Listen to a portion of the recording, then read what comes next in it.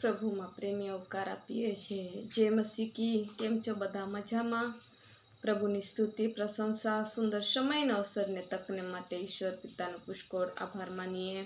તમ સર્વને રાત્રિ પ્રાર્થનાની અંદર સ્વાગત કરીએ છીએ। એકત્ર થઈને આપણે પ્રભુની આરાધના કરીએ, કેમ કે તેણે આપણને સંભાળી રાખ્યા છે, માટે પ્રભુની સ્તુતિ કરીએ। આખો દિવસ ભરીને પ્રભુ સંભાળ બચાવ રખવાલી કરે છે અને ફરીને રાત્રિનો સમય કુટુંબ સાથે એકત્ર કરે છે, માટે પરમેશ્વરનો પુષ્કળ આભાર માનીએ। આજ આપણે એક વચન દેખીશું। સાચું સુખ શું છે એના વિશે આપણે આજે શીખીશું। સાચું સુખ આપણે સંસારની અંદર શોધીએ છીએ, પણ ઘણીવાર આપણને મળતું નથી, અને એ સુખ આપણે પ્રભુમાં પામીએ છીએ, માટે પ્રભુનો પુષ્કળ આભાર માનીએ। આપણે એના વિશે શીખીએ। ગીતશાસ્ત્રોનું પુસ્તક અને તેનો 1લો અધ્યાય અને તેની 1લી કલમથી આપણે જોશું। જે માણસ દુષ્ટની સલાહ પ્રમાણે ચાલતો નથી, જે પાપીઓના માર્ગમાં ઊભો રહેતો નથી અને જે નિંદાખોરોની સાથે બેસતો નથી, તેને ધન્ય છે। Hallelujah, hallelujah. સાચું સુખ કઈ છે? જે માણસ દુષ્ટ લોકોની સાથે ફરતો નથી અને જે પાપીઓના માર્ગમાં ઊભો રહેતો નથી અને જે નિંદાખોરોની સાથે બેસતો નથી, તેને ધન્ય છે। અને પણ યહોવાના નિયમશાસ્ત્રોથી તે હર્ષ પામે છે અને રાત દિવસ તે તેનો નિયમશાસ્ત્રોનું મનન કરે છે। વળી તે નદીની પાસે રોપાયેલા ઝાડના જેવો થશે, જે પોતાના ફળ પોતાની ઋતુ પ્રમાણે આપે છે અને જેના પાંદડા કદી પણ ચીમડાતા નથી। વળી જે કંઈ તે કરે છે તે સફળ થાય છે। Hallelujah, hallelujah. પ્રભુના વચનમાં લખેલું છે, હું નથી કહેતી કે સાચું સુખ એમાં જ છે કે જે વ્યક્તિ નિંદાખોર અને દુષ્ટ ભૂંડી વાતો કરનારા લોકોની સાથે ઊભો નથી રહેતો અને જે પાપ તરફ જનારા માણસોના માર્ગમાં પણ નથી ચાલતો, તે માણસને ધન્ય છે અને તે જ માણસ સુખી છે।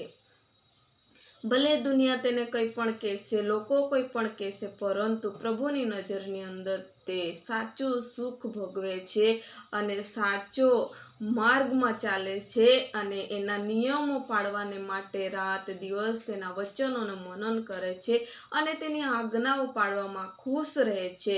માટે તેને કહે છે કે તે નદીની પાસે રોપાયેલા ઝાડ જેવું થશે અને તેના ફળ તે તેની ઋતુ પ્રમાણે આપશે અને તેના પાંદડા કદી પણ ચીમડાવવામાં આવશે નહીં અને તે સફળ થશે।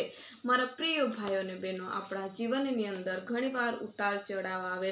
આપણે સમયને જોઈએ, સમાજને જોઈએ, લોકોને જોઈએ અને આપણું જીવનને આપણે આડા માર્ગ લઈ જઈએ છીએ, ત્યારે આપણે સાચા સુખનો અનુભવ કરી નથી શકતા। ખરેખર સાચું સુખ એ જ છે કે આપણા જીવનને નદીની પાસે રોપેલા ઝાડ જેવું બનાવવાનું છે, કે એમાં હંમેશા ઋતુ પ્રમાણે ફળો આવતા રહે, હંમેશા આપણા પાંદડા ક્યારે ચીમડાય નહીં અને એ હંમેશા જે પણ કાર્યો આપણે કરીએ એ સફળ થાય, માટે આપણે એમાં જે આપણે રહેવાનું છે। સાચું સુખ એ જ છે કે જ્યારે આપણે કોઈ પણ દૈહિક રીતે ઉદાહરણ આપું છું કે આપણે ખેતી કરીએ છીએ અને ખેતીની અંદર સારી વાવેતરણ કરીએ છીએ, ખાતર નાખીએ છીએ, પાણી મૂકીએ છીએ અને જ્યારે પીક નીકળવાનો સમય આવે તો ઘણા લોકોનો પીક સારો આવતો નથી, ત્યારે એ લોકોને સુખ મળતું નથી, આનંદ મળતું નથી।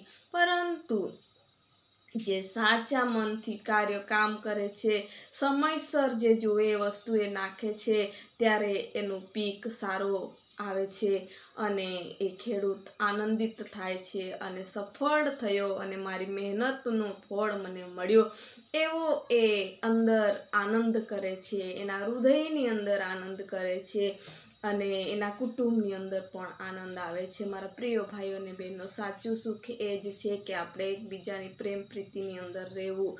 સાચું સુખ એ જ છે કે આપણે પોતાનું હૃદયને સ્વસ્થ રાખવો, ક્યારે પણ કોઈની નિંદા નહીં કરવી, ક્યારે કોઈની મસ્કરી નહીં કરવાની, કોઈની આપણે ભૂંડું નહીં વિચારવાનું, સાચું સુખ એમાં જ છે. અને એવા જ વ્યક્તિને પ્રભુ આશીર્વાદ આપે છે અને એવા જ વ્યક્તિને પ્રભુ શું કહે છે? ધન્ય કહે છે.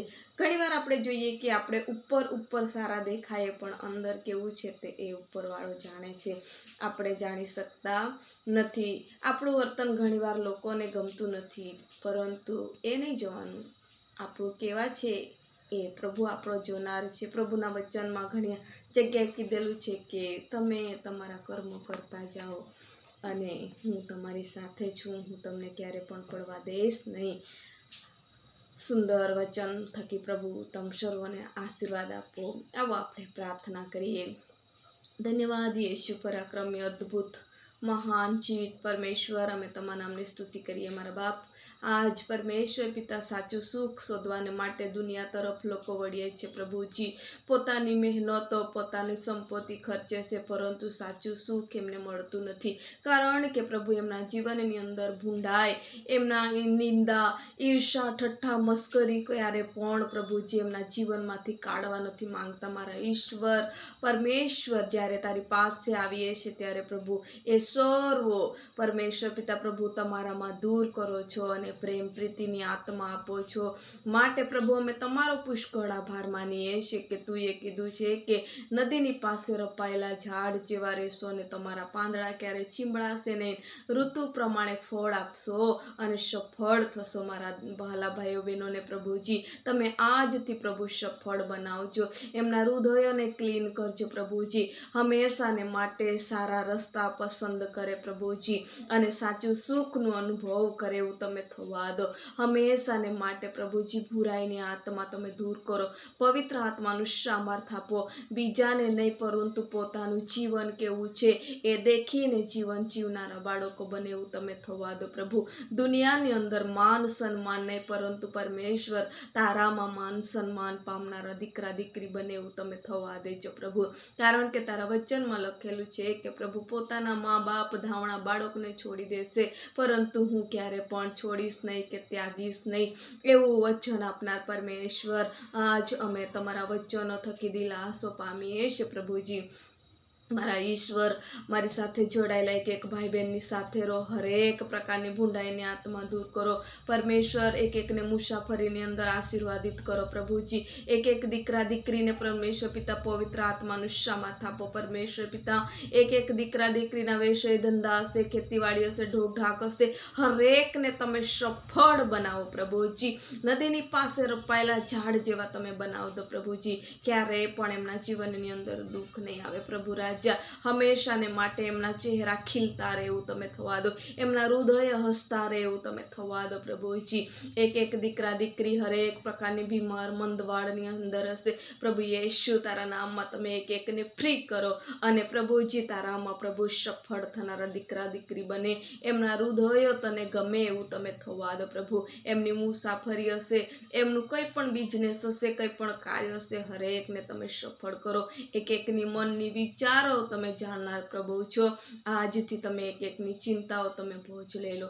આખો દિવસ સંભાળ્યા તેવી રીતના આખો રાત્રભરી સંભાળ. મીઠી ગોળ નિંદ્રા આપો. મિખાઈલ ગાબ્રિએલ દૂતોની રખવાલી કરો. પવિત્ર આત્માની બાઉન્ડ્રી લગાડો અને નવો દિવસ આપો પ્રભુજી. અને જ્યારે ઊંઘી જાય ત્યારે સારા સપનો, સારા દર્શનો દ્વારા તમે એક દીકરી દીકરાને તમે હર્ષથી ભર દો પ્રભુજી. નવસો પ્રથમ ઉઠીને તારો આનંદ કરનારા બાળકો બને અને નવા દિવસમાં નવો આશીર્વાદને પ્રાપ્ત કરનારા બને. તમે એમના જીવનોને, ઘરોને, પરિવારોને, બાળકોને, હર સર્વસ્વને તમે સુરક્ષિત રાખો પ્રભુજી. અમારી ઈચ્છાને પણ તમારી ઈચ્છામાં પ્રમાણે થવા દો.